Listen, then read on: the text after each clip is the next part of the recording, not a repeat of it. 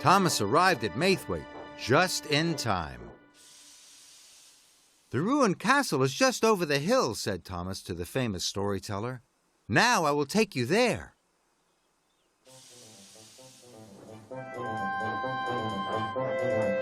Thomas puffed as fast as he could. The ruined castle had tall turrets and a great big door.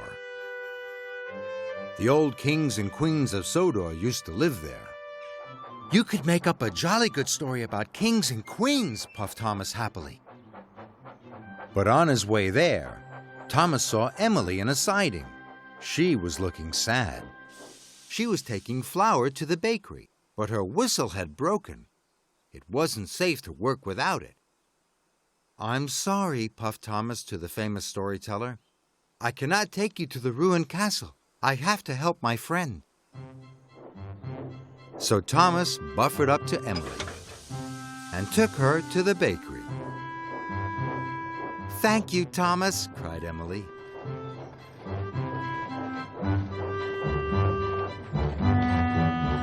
Thomas arrived at the bakery just in time.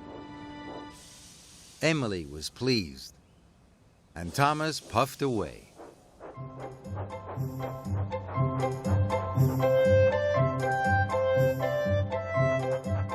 "Misty Valley is not far from here," chuffed Thomas. "Now I will take you there." He had heard Misty Valley was full of magic. "You could make up a jolly good story about magic," puffed Thomas. But on his way, Thomas saw Percy. Percy was in trouble. A river had flooded its banks. Percy was up to his buffers in water, and his firebox had gone out. "I'm sorry," whistled Thomas to the famous storyteller. "I cannot take you to Misty Valley. I have to help my friend." Slowly, Thomas chuffed into the water. The water came right up to his footplate. The famous storyteller had to stand on a box of cookies to keep her feet dry. Thomas bravely buffered up to Percy, and he pushed his friend out. "Thank you, Thomas," cried Percy. By now, it was time to go to the grand opening, and Thomas was late. "Cinders and ashes," wheezed Thomas. "I haven't had time to show any sights at all."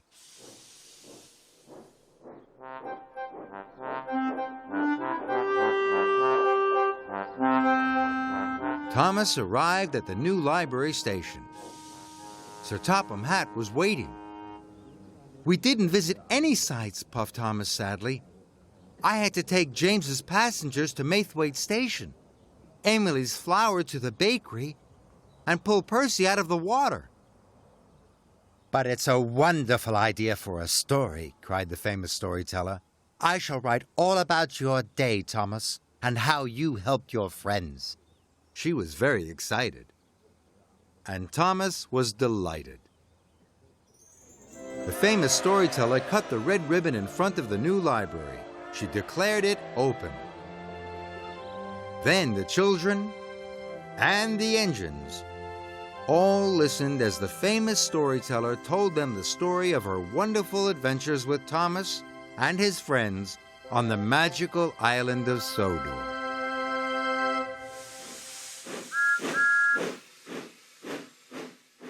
Someone new has arrived on Sodor. Here are some dots. If we join these dots, we'll see who it is. Can you guess who it might be? Let's join the dots and find out. Off we go. Whoever this is, he has a pointed nose at the front and some small wheels underneath. There's something long and pointed sticking out from one side. Do you know who this is yet? Here's a triangle-shaped tail at the back, and also something sticking out from the other side. They look like wings. Who can it be? That's right. It's Jeremy the plane. Welcome to Sodor, Jeremy.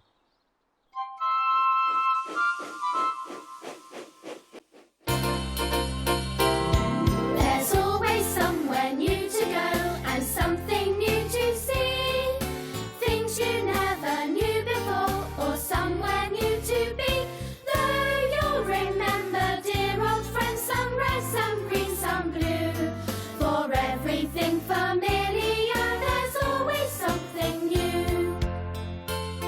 One day you could meet fearless Freddy up the mountainside, Or pay a trip to Sodor Bridge that spans our gorge with pride. It's all a new experience, like Jeremy the jet. Watch him as he's flying by, one scene you won't forget. There's always somewhere new to go and something new to see. Things you never knew before or somewhere new to be. Though you'll remember, dear old friends, some red, some green, some blue. For everything familiar, there's always something new. You could see Neville on the track, or Rocky, he's a crane. Here's Rosie, you don't see so much, so don't forget her name. There's Dennis working in the yard, and Molly may be met. Our new friends on the island here, one scene you won't forget. There's always somewhere new to go and something new to see. Things you never knew before or somewhere new to be. Though you'll remember, dear old friends, some red, some green, some blue. For everything familiar, there's always something new. Though you'll remember, dear old friends, some red, some green, some blue. For everything familiar, there's always something new.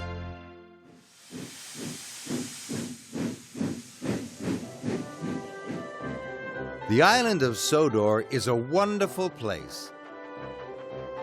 There are lots and lots of engines.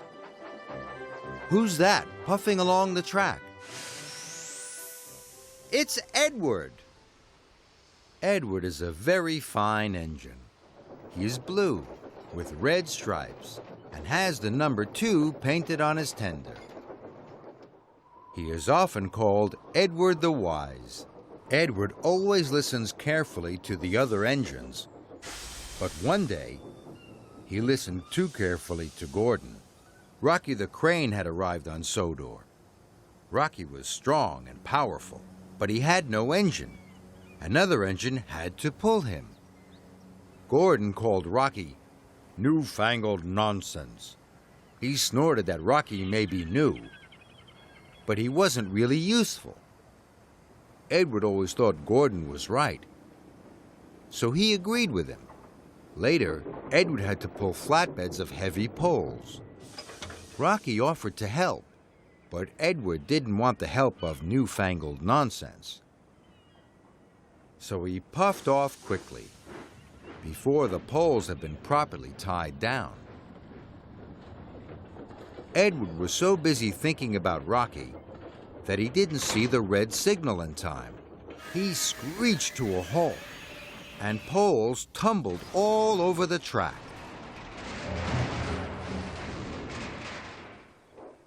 Emily and Thomas couldn't puff through. Then Gordon steamed onto the poles and came off the track. It was a terrible mess. Luckily, Edward is a wise engine. He knew that he and Gordon had been wrong to say Rocky wasn't really useful, and now he knew he needed Rocky's help. Edward brought Rocky to the poles, and Rocky cleared the tracks in no time. Rocky and Edward became firm friends. Edward is everyone's friend. One day, Edward was chosen for a very special. He was to pull the Duke and Duchess's furniture to their summer house. Spencer was to take the Duke and Duchess. Gordon and James wanted Edward to race Spencer. Edward couldn't let his friends down. But Spencer was faster. He overtook Edward easily. Edward huffed and puffed his hardest. The Duke and Duchess stopped to take some photographs. Spencer was so far ahead in the race, he decided to have a rest. So Spencer snoozed, and Edward puffed. He puffed right past Sleepy Spencer and won the race. Edward felt so happy, his boiler bubbled. The other engines were very proud of Edward, and Edward was quite proud of himself. Edward is old, and Edward is wise. Wise enough to know that being a really useful engine is very important, and having really good friends makes every day on Sodor a happy day.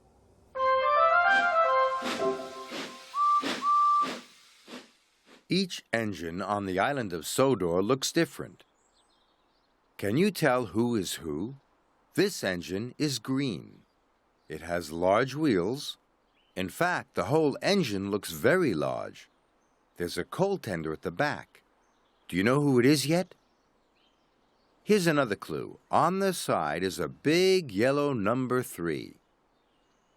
Have you guessed? It's Henry. Hello, Henry. This engine is a completely different shape. The wheels are covered. It has cow catchers on the front and on the back. And there are 2 small windows on each side. This engine is made of wood. And it has a big number 7 painted on the side. Who could it be? That's right, it's Toby. Hello, Toby. Now, do you know who this last engine is? This engine is smaller than Henry. It has flat water tanks on each side, painted in a beautiful bright blue, with bright red stripes. There are wheel arches at the front, and a tall black funnel, and a big yellow number 1. Who is number 1 on Sir Topham Hatt's railway? It's Thomas. Hello, Thomas. Thomas, Toby, and Henry all look very different, but they're all really useful engines.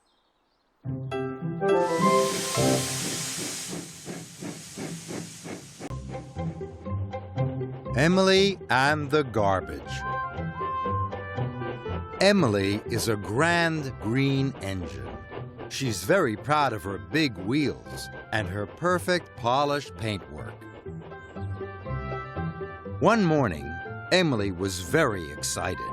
Sir Topham Hatt had told her to work with a new engine. I hope he's smart and useful, she wished. Emily met Thomas waiting at a signal. The new engine is waiting for you at the shunting yards, tooted Thomas.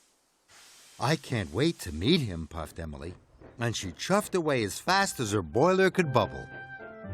Emily steamed into the shunting yards to look for the new engine.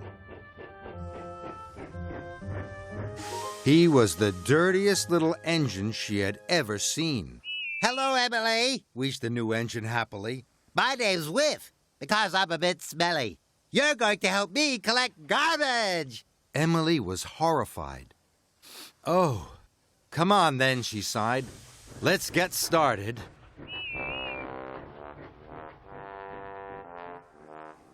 Gordon was talking to James and Henry in a siding. When they saw Emily with Whiff, they laughed. Hello, whistled Whiff. Who's your smelly new friend with the funny whistle, Emily, snorted James. We smelt you coming for miles, wished Gordon grandly. My name's Whiff, whistled Whiff. It suits you, laughed Henry. Phew. Emily was very embarrassed. She hurried away. Whiff puffed after her.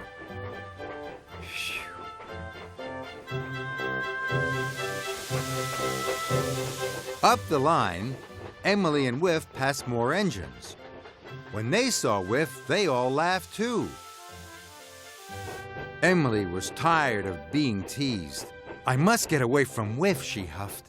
Emily pumped her pistons. Wait for me, whistled Whiff. But Emily wasn't going to wait for Whiff, and soon Whiff was a long way behind. Emily was glad Whiff had gone. It's not my fault he can't keep up, she huffed. Later, Emily had to wait for Elizabeth at a crossing. Where's this new engine? Honked Elizabeth grandly. He got lost, wished Emily. No, I didn't, whistled Whiff cheerfully. Hello! Oh, sniffed Elizabeth. Aren't you going to introduce me to your new friend? But Emily didn't want anything more to do with Whiff. She chuffed away as fast as her pistons would pump.